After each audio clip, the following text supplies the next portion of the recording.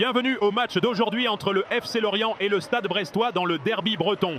Ces deux rivaux, séparés par un seul point au classement, se retrouvent au stade du Moustoir. Lorient, 13e, revient à la maison où il est bien plus fort, avec 3 victoires sur ses 4 derniers matchs à domicile. La majorité de ses buts cette saison ont été marqués ici. En marquant le premier but, les Merlus d'Olivier Pantaloni restent invaincus cette saison. Ils ont aussi un bon historique dans les derbys bretons.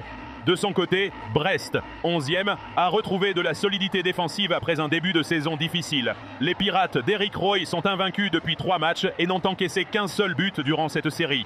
Ils comptent bien poursuivre sur leur lancée, eux qui ont remporté les 2 derniers affrontements contre Lorient sans concéder le moindre but. Un match serré et engagé s'annonce donc dans l'ouest de la France.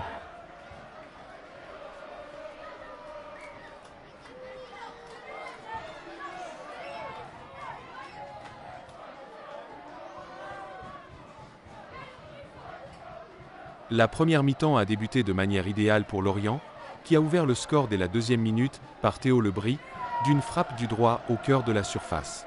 Brest a peu à peu trouvé ses marques et a égalisé à la 34e minute. Junior Dina Ebimbe a conclu une action collective d'une frappe du gauche.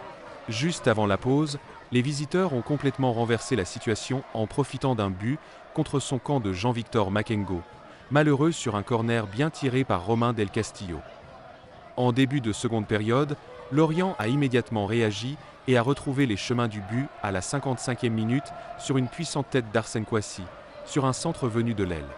Le rythme est ensuite resté élevé, avec des engagements physiques intenses des deux côtés, entraînant des cartons jaunes pour Abdoulaye Faye de Lorient et Ludovic Ajorque de Brest.